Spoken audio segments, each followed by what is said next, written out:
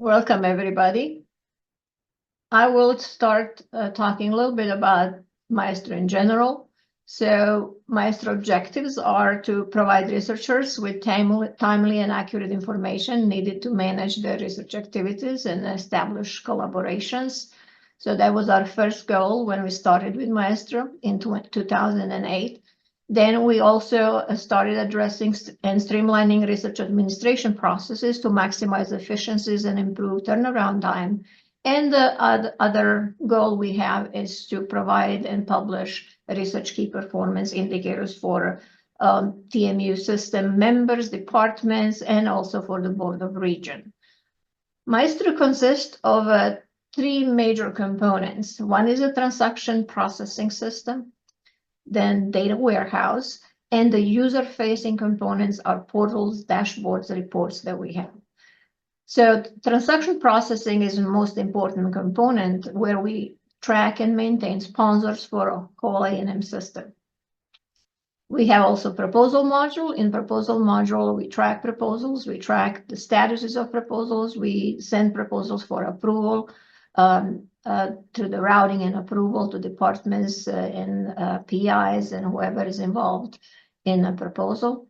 Then agreement module, last year we added one more component, and so we have now not just funded but also non-funded agreements in our system. So agreement module has all negotiation steps listed, so when you look at where you are, where is your contract in negotiation, you can go there and see it. When agreement is negotiated and done, you have a project in place, and then if project needs multiple accounts are set up.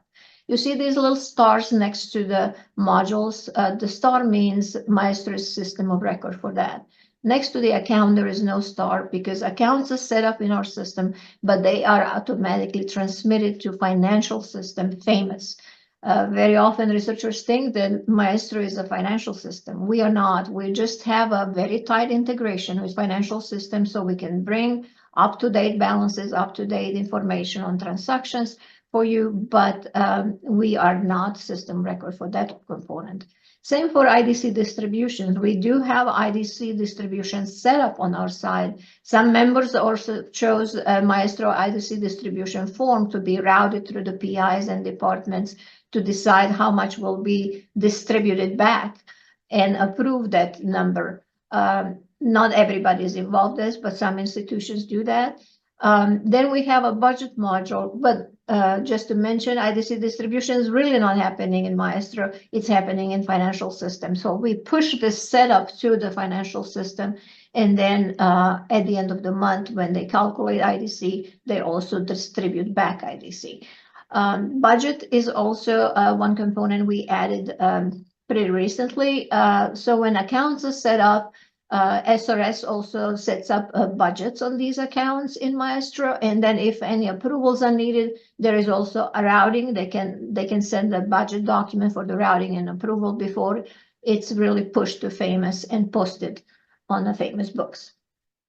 Co-sharing and sponsor billing modules used to reside in Famous, but because they are research-related components, we took those two modules into Maestro. We added many more components to it. We modernized it, created nice reports for the sponsors to be receiving from Maestro. Compliance component, we don't track compliance in the sense of the statuses and changes.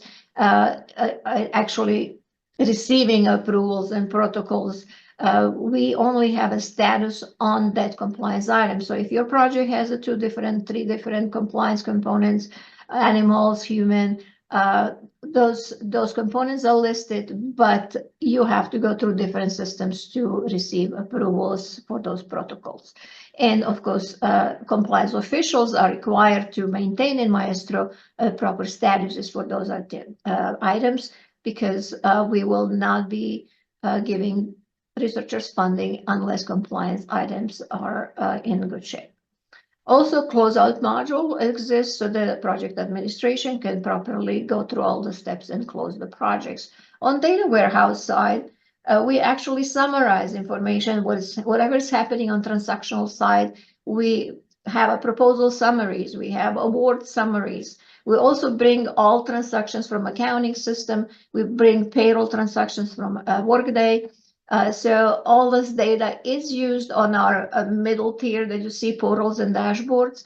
We use them in different components. And sometimes you can interact with it, and sometimes you just see the data. So as you see, we really don't much interact with data warehouse at all. The interaction is happening with transactional system. There are several dashboards and portals that we have, but today we're going to address a researcher portal. So researcher portal is a component that is really done for researchers to see their data. So researchers are granted access automatically.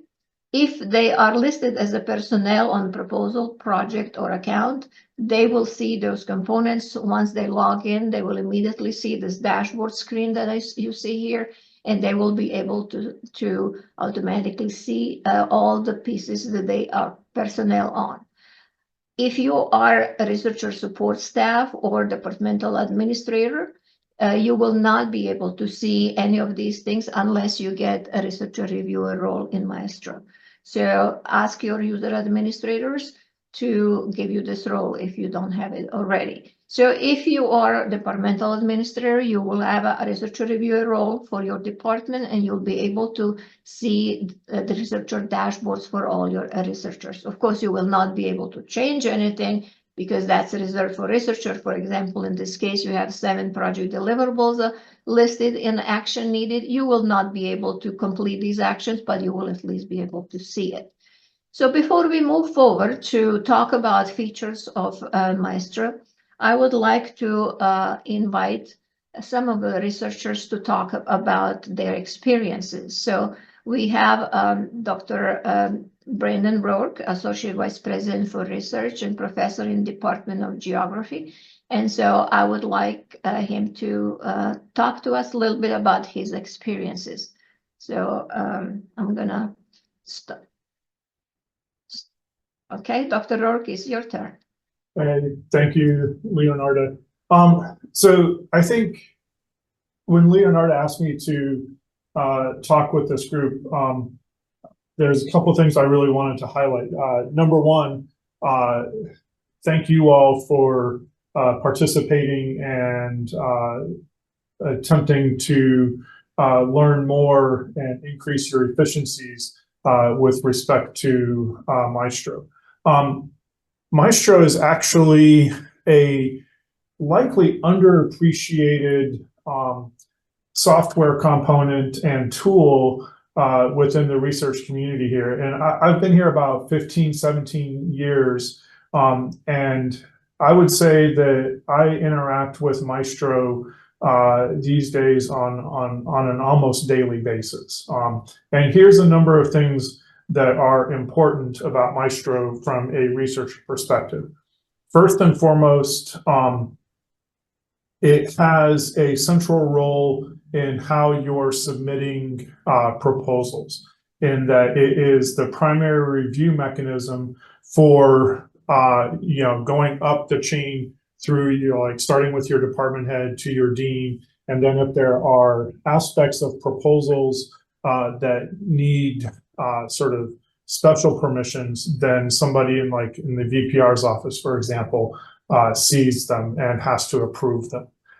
So making sure that all of your sort of compliance issues are up to date and recorded properly in Maestro impacts the speed by which we can do those approvals through Maestro, and so you can submit proposals in a timely manner.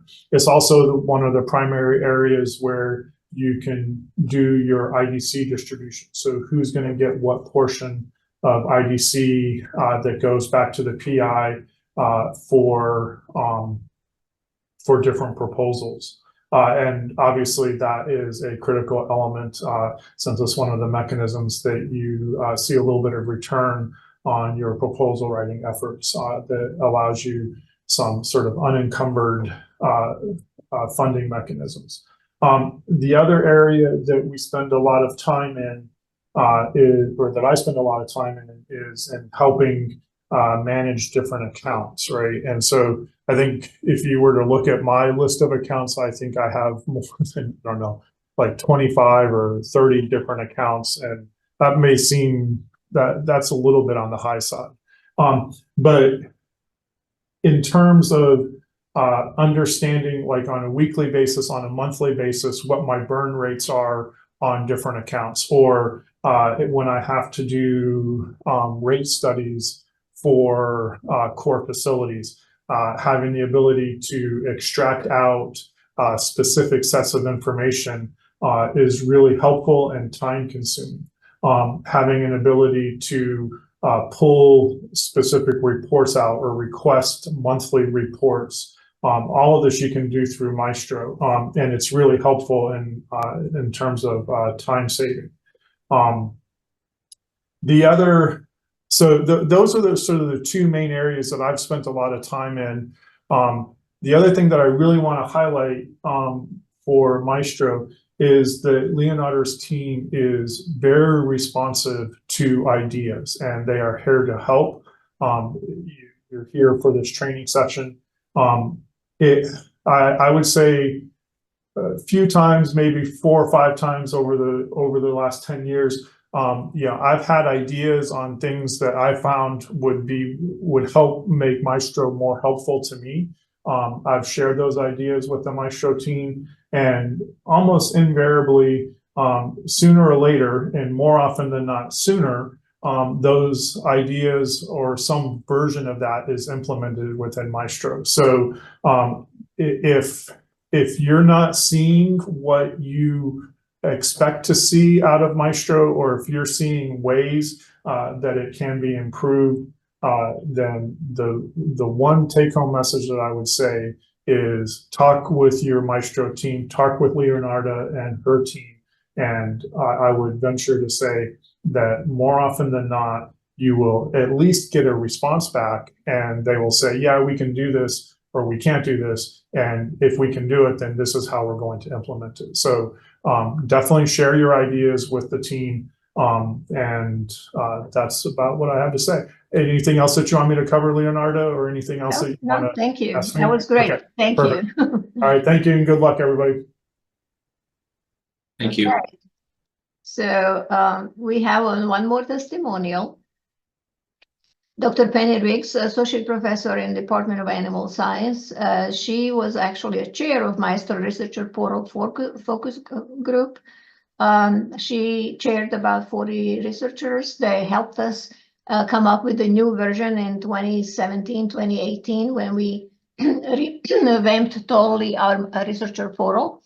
And so she's currently in a class, but so she could not come and talk. So she pre-recorded her session. So I will let you listen to her a little bit. It's been really fantastic how Maestro has evolved, and we have our very own custom-made proposal and accounting tool that for me has been really fantastic to be able to easily access information. It hasn't always been this simple, and a large part of that is because of the Maestro team and how responsive they've been to PIs. So I think you can see my Maestro screen dashboard. I love the dashboard because it's made life so much easier. Everything is right here in one place. If I have a conflict of interest form that I had to fill out this morning, it popped up here and told me I've got a proposal that's coming up. What I really love is the contact page here. We have lots of people who come and go, and so keeping track of who's involved in proposal development or project administration has been helpful. And also being able to contact folks at the Maestro team like Ty, who can, if I have a problem, I can ask a question. If I can't remember something, they're really responsive and also helpful if we ask for things that we could see. And over on the right-hand side are lots of really great tools as well. If you want to keep track of your statements, so it looks like a credit card statement, that's there. I'll hit my favorite account button that has all of my, I've highlighted all of my accounts that have funds in them, and I can easily go to those. The other button up here at the top, the light bulb button with all of our great ideas, is for proposals. So I spend a lot of time there, and you can quickly see proposals that are pending, proposals that are in review, all my proposals that didn't get funded. And also, let's go to one that did get funded and was awarded. We'll go here. So just to quickly go through a few points. One of the hopeful tabs on this is the document page. And this one's really nice because I can go here and find all my original project, the proposal that was submitted, the budget that was submitted with it. And this is really helpful because this is a project that's been on hold for several years. I don't remember September 2020 at this point. What exactly did we do? We had to wait a long time. So that's been really fantastic to be able to reference back to those quickly. The other thing that I can do from this page is go to the relationship button here on the left. And then it's got a number of tabs, but I can click on my project. And then I can look at the negotiation history. So I can go here and I can go to negotiation history. And this is something that's really handy, especially when you're waiting for the time between when you've been notified of your project and being able to tell quickly when it's been awarded. So in this case, I know when it was fully executed. We had to do a lot of things with this, so I can see all of the negotiating and agreements and revisions that were here for this project because it's a little unusual. So that's been helpful to do that. More commonly, you might want to be using the general page. And this has a brand new feature on the general page. We get general info about this grant, when it was awarded, when it ends, have I done my all the regulatory pieces. But we also have something brand new, which is abstracting keywords. And this is a piece that was requested by Research Administration, but I understand that when these are fully populated, there may be an opportunity for us to be able to search these on content as well. And so it can help us find colleagues working in the same field that way. So for this, there were a number of keyword suggestions based on what's in the document. I selected a few of these that were relevant. This is aquaculture research, and also this is a project that perhaps I want to do animal health. So I could select animal health, or this is an animal science project. So I might want to select animal science as a keyword. I can pop that in there. And so now I have a few keywords associated with my project that tells some of the important, if Research Administration is trying to find or bring investigators together who are all working on aquaculture policy, for example, this could help them find that. So we can do that, save that, and move on. And then from there, the last thing that I want to do is just I've got my general info, but I can also go to summary here. And this account is a little bit unusual. We have 4 accounts set up on this grant, so I'm just going to go to the one that has funds in it. And this is a project where I just had a lot of guest speakers, and so I've got a lot of expense reports out, and I really want to see that those folks have received their funds. So I may just want to look at what's happened since January, and I can search.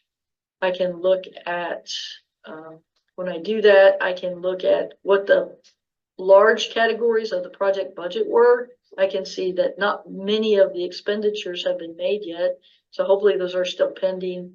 I have balances. I can look at specific transactions, so I can very quickly see that at least a couple of people, their expense reports were finished. I caught an error. Here was one that didn't belong there, and so within the same week, I was able to get this error corrected. So different things like that. You can see how fast this one's been sitting there as well. This one, it was dormant for a long time, and then suddenly we're starting to spend money. And so we're helping you keep track. This is another one that investigators asked for, so we could sort of keep an eye on what we were spending. So for me, Maestro has been a great tool, and I really appreciate its value. So I'd encourage you to explore it and use it, find ways that might be useful to you. We will now switch to next session, and that is going to be in a format of questions and answers. I will ask different questions, and Ty will go into a live demo and show you online exactly where you can find this. So Ty, my first question would be, where can I find my accounts and my balances? So for the balances, you'll notice across the top here on the researcher dashboard, we have the different components: account, proposal, project. I'm going to navigate here to account. Click here. This is going to show a list of the accounts that I'm a responsible person for. We're using Dr. Stelly, who gave us permission, so everything I'm viewing here would be as if he were logged in and viewing. But these are the accounts. A couple of things I want to show here and address. Up here in the top, you can see I can search across my accounts by number, title. Also in the middle of the screen, you'll see a drop down here. I have filtering that I can see just accounts with balances. So if I have several accounts that have 0 balances that maybe I don't need to monitor as closely, I can toggle between these choices. So currently I have this set to with balances, of course, both negative and positive. Also over on the right, a couple of icons I want to point out here. You can export this list out to Excel. There's also a mode button here that will toggle between this current mode and a more compact mode. Before I do that, I'm going to talk a little bit about what's listed here. So here you can see the account number that's been assigned. Again, me as Dr. Stelly, the primary PI, the account title, who the lead organization is. One thing to note here is I'm seeing across all campus codes, regardless of which agency this account is with. So he has some here with TAMU. He has, of course, Soil and Crop within AgriLife, and then there's also TAMU Soil and Crop accounts. So I'm seeing everything here from one centralized view. I don't have to switch campus codes, switch members. All of the accounts that I'm responsible for are going to be listed here. Also, over on the right, Dr. Rourke talked about this a little bit. I have the ability to add favorite accounts over here. So if there are a few in particular that I'm wanting to monitor without having to either scroll down or search, I can come down and select those accounts. So for instance, we'll pick up this IDC account. To add it to my favorites, I just click the add favorite icon, and now it's been added to the favorites. And then if I wanted to pick just another research account, I'll add that one as well. So I've added those to my favorites. I'll show you in a minute where those are displayed. One of the common questions we get asked is, how current is this balance? This is coming real time from Famous. So as soon as that expenditure has been entered, that encumbrance has been entered, it is going to reflect here. So these are real time. As soon as that's been entered, it is going to reflect with real time calls over to Famous. The other button I want to show you here before we move on is this mode button. If I click this, it goes into a more compact mode. This is entirely on what your preference is. Here you'll notice, again, those same components, but it's in more of a column Excel type format, if you will. Also here, I have the ability to add or remove columns. So if I wanted to, if I don't care what department, I don't want that on my display, I can unclick that, and now it's been removed from my display here. If I want to add a column, same idea. I go to view columns. Maybe I want to see if this is associated with the center, and then it would add the center column. And then again, I do have the ability to export. The last piece before I'll show you before we move to the next question is those accounts that I tagged as favorites from my home dashboard. They're here under favorite accounts. So when I click here, whatever I tagged as a favorite is going to show here. Again, real-time balance is coming, but just a little bit easier navigation to tag those that maybe I need to monitor and keep an eye on. Okay. So now I know where my accounts are, but my accounts had some expenses. So if I want to review all expenses that hit my account last month, where do I go and how do I find that? So for that, from again, the dashboard landing page, over on the right side of the screen, Dr. Biggs referenced this, we have a monthly statement. So I'm going to click this, and what this is going to do is going to navigate me to the next screen. It's going to always display the previous fiscal month as it closed out on the accounting side. So of course, we're in March. My first tab here is February. I can go back up to a year in time if I want to see prior months. What is displaying here, as she pointed out, is similar to a bank statement or credit card statement. These are just my accounts that had expenditures for that month I'm looking at. So this came from that PI focus group. They said they wanted something similar, but they only wanted to see the accounts that had charges because they're monitoring what is occurring with those. They're aware of those. So here, these are all the accounts that had expenditures that Dr. Stelly had expenditures for. Again, you can export out to Excel. You can export to PDF. If you don't want to export everything, you can come over here and click which ones you want to export. Here you can see we have the account number, again, what campus code or member, in this case, AgriLife Research. And then to view more details on this, you'll notice on the left side, I have arrows. I'm going to click this arrow to expand it. And then I'm seeing the actual detailed transactions on this statement. If there is payroll expenditures as well, in addition to other expenditures, that is broken into a different section. So this is what's making up that total of 5,300, whatever it is.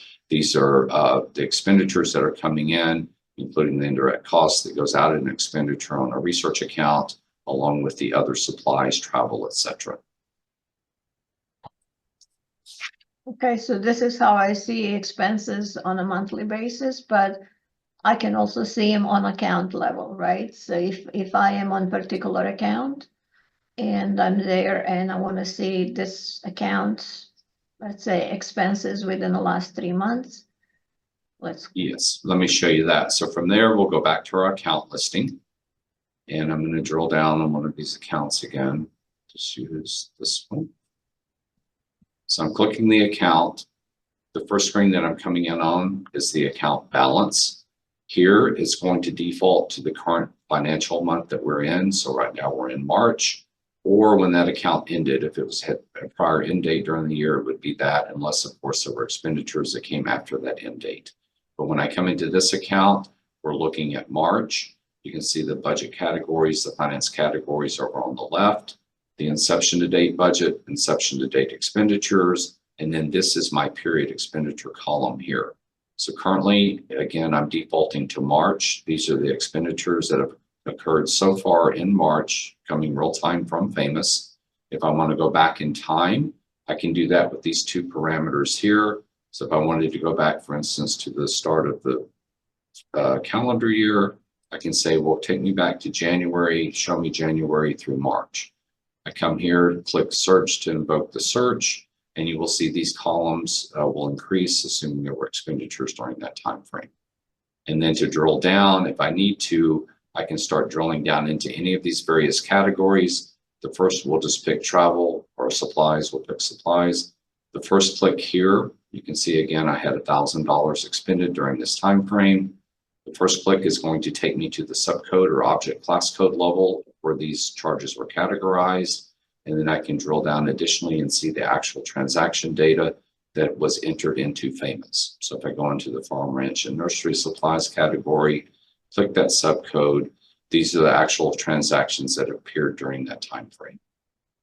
Okay, thank you. Now, the next question would be, how do I know if I'm allowed foreign travel, if foreign travel is allowed on my contract? For that question, we are going to navigate over into the project module. So the typical life cycle, I have a proposal that is submitted to the sponsor that gets awarded. The first step that comes in is we go in as SRS and we create a research project record. On that project record is where I'm recording deliverables, terms and conditions, etc. The awards that came in. So we are going to navigate over to the project. And so what I'm going to see here again is a listing of research projects where Dr. Stelly is either PI, co-PI. And then here, I'm going to click this hyperlink to actually open the project record. Once the project record is opened, you can see we are on the general page. There are tabs here. So I have general information. One of the tabs is terms and conditions. As part of the project setup, SRS is going in and setting up and entering and defining what are the terms and conditions that apply to this research project. So you can see there's various categories, equipment purchasing guidelines, requirements. One of these, of course, is travel down here. So in this case, for this research project, it's very easy to identify. No foreign travel is not allowed. And if I scroll down further, you can see there's some travel here. U.S. flag carriers, is it allowed? Yes. And then any kind of different terms and conditions or requirements that apply to that. Okay. Well, we are here on the project. I very often get the notification that compliance, it's not up to date. Where do I check that online? So here, you'll notice we're on the general icon. Again, there are tabs that apply to the general page, but additionally, you'll see other icons across the top. This icon here, the compliance icon, if I click on that, it's going to navigate me to the compliance section of this research project. Again, we have tabs here. The first tab that I'm landing on is my PI compliance statement. This is the statement that is completed by all principal investigators when a research project is created or established. So this is what I have answered. Yes, these items will apply to this research project. The tab next to that labeled compliance. If I click on this, this is where the actual statusing of any items that I answered yes to is being updated or applied by the respective compliance official for that particular research member. So here you can see, for instance, recombinant DNA. This is the current status. When is it expired? Is it approved? Has it been delayed for onset? If I have an approved authorization number, which I will, of course, if it's active, this is that appropriate IBC number. Over here are my compliance point of contacts. So if I have questions on this, these are the compliance officials within that respective member that is monitoring and approving this research compliance. Additionally, you can see there is a view button here. If I click this, it goes into a little bit more detail here, and I can see the current authorization along with any prior authorizations as they expired, any type of information that relates to those. So here you can see this is approved for a 3-year period, 21, it expires May of 24, and again, my approved authorization number. As Leonardo pointed out, as these start nearing expiration date, I will be notified accordingly. If this project is still active, of course, that I need to maybe possibly follow up with my compliance official. Okay, so I know I have some deliverables, technical deliverables on my project. And where can I find when is my technical deliverable due? And maybe eventually to say that I've done it. So here again on the research project, you'll notice across the top, one of the icons here is deliverables. So I'm going to click on this. Again, as part of the project establishment, SRS is going in and defining these are the deliverables that are due on this research project. You'll notice all of the deliverables, not just necessarily those where the PI is responsible, will be defined here. So in my list, here you can see, in this case, there are 4 deliverables that are pending. The type of deliverable, so invoicing along with technicals and invention reports. Frequency, is it due quarterly, monthly? These 2 are due at final. So this would be when the project ends its termination. What is the current status? And then who it is due to, in this case, Cotton Incorporated, the sponsor, and then who is responsible. So here you can see Dr. Stelly is responsible for these 2 items, but additionally, internally, administratively, there are also deliverables due invoicing where there is a different primary responsible person assigned. But for me as a researcher, this is where they are identified. This is me as a responsible person. As these come due, they will show up on my dashboard and my action needed, where I will need to go in and confirm, yes, I did send this dimension report to the sponsor as that principal investigator. If I scroll down some, you can see here are the deliverables that have been completed prior. And I have a scroll bar over on the right, so you can see these go back pretty long ways. But these are all the deliverables that I went in, again, either as an administrative person or in the case of the PI, and said, yes, I completed this technical report. Okay. Usually my project is split in multiple accounts and each account has its own budget, but where can I go and see entire project budget? For that, we're staying in the project module. I'm going to go back to general. So I'm just navigating back to the general page on this project. So a couple of areas I want to show you here. We're going to go through maybe 2 or 3 different areas and kind of talk about this. You'll notice from the general, one of the tabs here is my summary tab. So I'm going to click the summary tab. And here you can see is my total awarded amount. In his case, this is a multi-year project that has been running, that's been funded sequentially each year. I'm going to scroll down. These are my current financial accounts. So you can see here it's 50,000 of that 250. But if I continue to scroll down, this is showing me these are the prior years along with this current year, where they are totaling up to the 250 that the sponsor obligated and awarded for this research project. That is on the summary tab. Additionally, from here, I can also go over to budget, which is another icon over here on the right. So when I click this budget icon, I am directing back over here. This first tab by default is the sponsored budget summary. This is a new feature that we added in 2022. This is where, again, the administrator is going in and entering, this is the total sponsor obligated funding that they have committed to that will be anticipated for the outgoing years.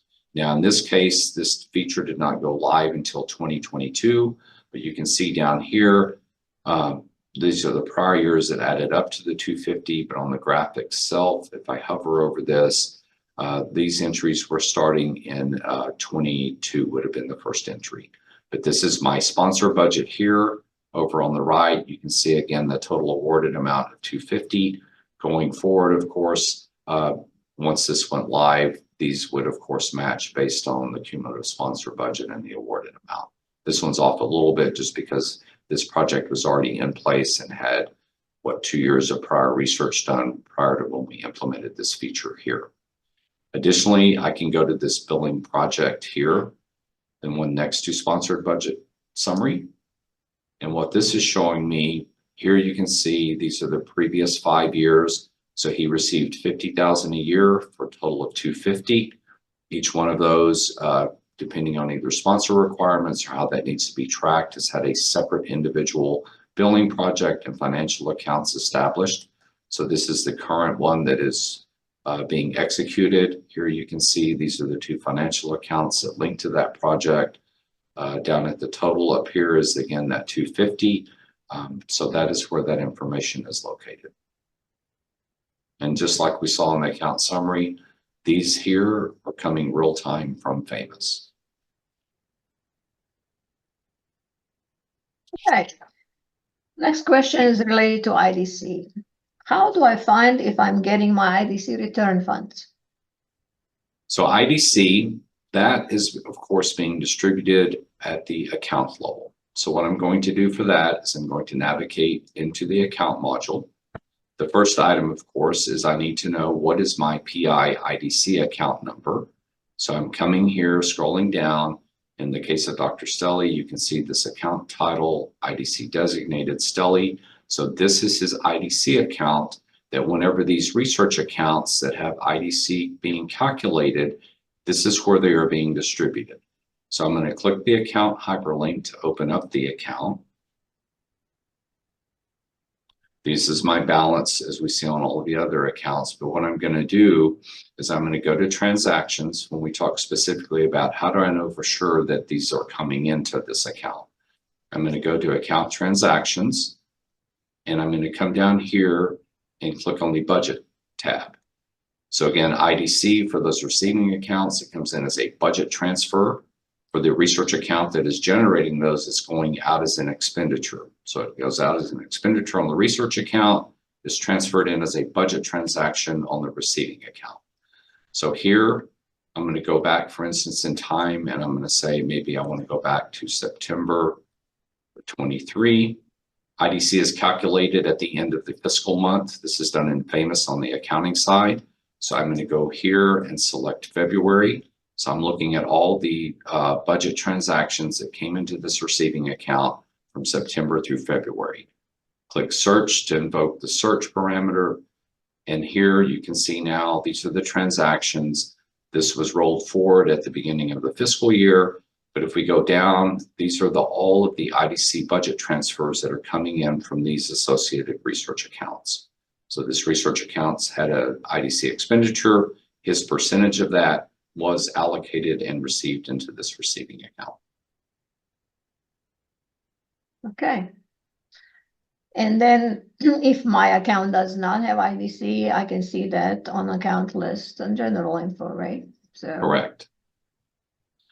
So let me show you too, if I go back here, let's go to the other side for just a minute. I'm going to pick one of these research accounts that is generating the IDC. So I'm going to go back to the account list and I'm going to scroll down here. And again, I'm just going to pick this account.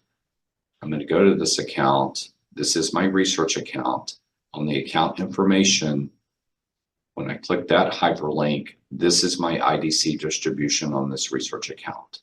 So in the case of this account, you can see down here, Dr. Stelly is receiving 10%. So as those expenditures generate, and they generated in that example, which may be $690, what is going into his PI account would be, in that case, would be 10% of that, or $69. And that would come in again as a budget transfer. It's going out on this account as an expenditure, but that is where I can see what is that distribution. and of course, in the top section, it says meta 15% TDC. So it does tell us if we do have a IDC or not on this. If it's 0, then means I will not get any IDC from this account. Okay, let's move to the proposals. I'm working on proposal, but I forgot when it's exactly due, what time and date. Can you show me that? Yes, so for that, we're going to click the proposal icon here to move into the proposal module.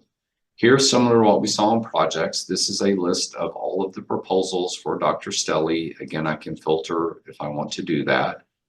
In the information here, you'll see our proposal tracking number, who the primary PI is, the title, the lead org. And if I scroll down over to here, you can see this is my deadline date listed here. Additionally, I can click this hyperlink. I'm going to open this up. And then here again on the general screen, a couple of informations that's important. Of course, one is the deadline date. And then if I scroll down further, 2, who is my proposal administrator within SRS? Now the primary PI is going to know this because they're working with them, but I just wanted you to see where that is as well. Additionally, SRS now in the pre-award area, I'm going to go to documents, and they are sending an initial email for set up the timeline to the principal investigator. So you're going to see that here. Click that kind of fast, but I was on general. I'm going to click on the document icon here. This is where all of the documents pertaining to this proposal are uploaded. So this is what was submitted to the sponsor, what was routed, budget worksheets. But one of the items down here we wanted to point out is under other related documents. You can see this initial timeline email. So if I click this hyperlink to download and open that document, this is actually being sent by SRS, in this case to Dr. Zhang, and you can see very clearly outlined, this is what needs to be done and the time frame it needs to be completed in order to make sure that we all do what we need to do, dot all the I's, cross all the T's, and make sure that package is submitted or that proposal is submitted to the sponsor by that deadline date. Okay, now I know when it's my proposal due. And as we've seen before in a presentation from Dr. Ricks, she was selecting some keywords that are associated with her project. There is also option to associate keywords with the proposal if you go to your proposal section. But my question would be, how do I find collaborator with award in this particular area of research. And at the time when she was pre-recorded, that screen did not even exist. Today, we can show you, because we released it on Tuesday this week, there is a word keyword search where I can show you how you can find your collaborator. Thank you, Leonardo. From that, it's from our dashboard. I'm going to scroll down here and you'll notice this award keyword search. So I'm going to click on this hyperlink. I'm going to navigate over. Here is where I can go in and I'm going to search for awards with specific keywords. I can filter this by member if I wanted to. By default, I'm searching A&M system-wide. These are public awards, so I can filter by member if I need to. But to actually search on a keyword that's associated with that award, I click into here, click the magnifying glass, and then search and select the keyword I want to search on. So I'm going to do cotton because that's what Dr. Stilley does his research in, just to show you. So I'm searching on keyword cotton. These are all the various cotton keywords. We'll just pick, this is a new word I learned. This is a gene, I think a type of gene of cotton. So cotton, I'm not even going to try to pronounce that, but I'm searching on this keyword. I'm going to click OK. Once I have the keyword, I come over here and click search. And then in the results down here, you can see I have my Maestro record ID number, the title, but back to the point of collaborating, this is the principal investigator along with their email address. Additionally, you can see this is what might return because of this cotton keyword that I selected. What was the award amount? So this is where I can go and utilize that keyword that is associated with that award. And we can do more than one keyword or keyword groups, right? Correct. Thank you. Yes. So I can come here, and if I wanted to also pick up cotton bill, cotton aphids, cotton, cotton wool. So I can select as many as I want. Now they're all in here. And also if there's groups, I can go and pick a particular group. If there's a group that's been defined, it has a collection of individual keywords. Okay. And my last question to you, because we're coming close to the end, is I need for my research transmission electron microscope. I wonder if there is one on campus already available. How do I find that? Down under research links, if I go down here, you'll notice there is this inventory icon. So what is happening throughout the A&M system, all of the inventory is being entered and recorded into the famous inventory module. We are receiving that feed from famous. And so through Maestro, I can go here. I can search for a particular piece of equipment, either filtering again by member. By default, we are searching A&M system-wide, but if I needed to identify a particular model or manufacturer, I could do that. But for instance, I'm going to come in here and type in electron microscope. So I spelled that right. And then when I come over here and click search, again, it's going to search because I did not filter. It's searching throughout the A&M system, identifying in the description everything that has the word electron microscope. You can see through the columns, I have the manufacturer, the model, and importantly, here is the property officer or custodian for that item, of course, depending on what organization it's in.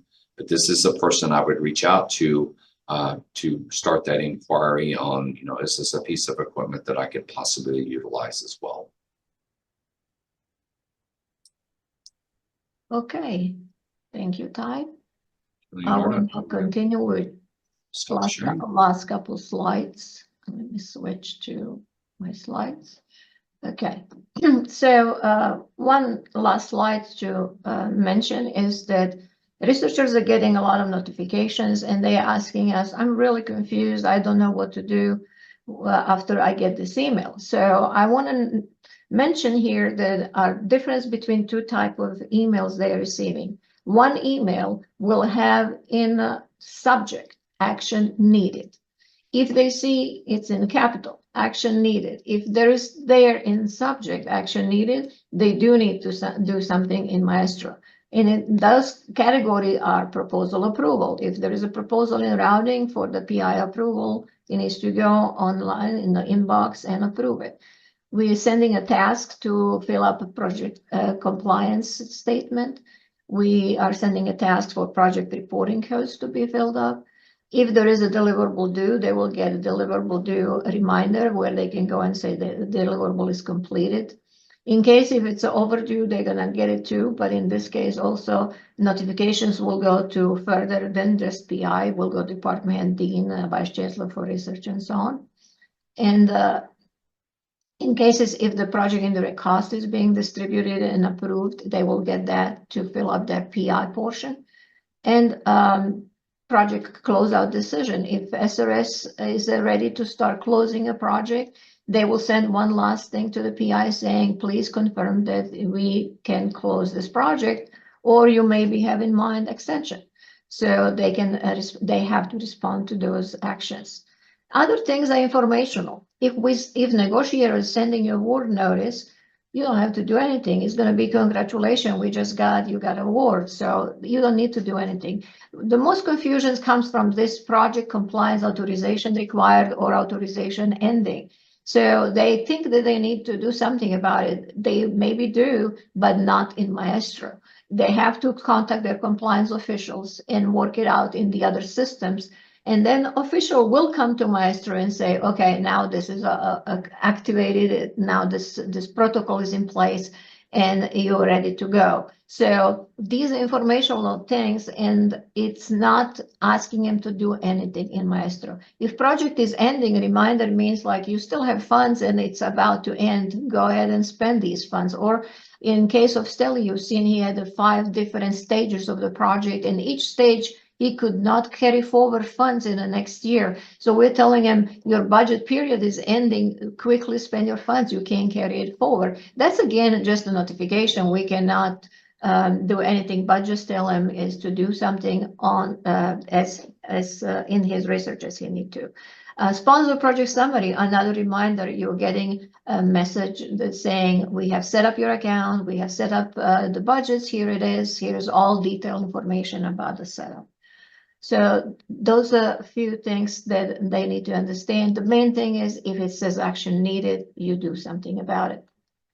And with this, we would really finish today's presentation. All I can say is if this was not enough and you still need to learn much more, and there are much more buttons that we did not talk about today, there is on your researcher dashboard a schedule classes link. That link will take you to our classes where you can register, and we have a class researcher portal on April 16 and May 14 and between 9 and 10:30, so you can go and register. Also, we are doing trainings on demand, so if you want us to do one-on-one online in different time or come to your faculty sessions where you have on campus, so we can come and do those kind of trainings.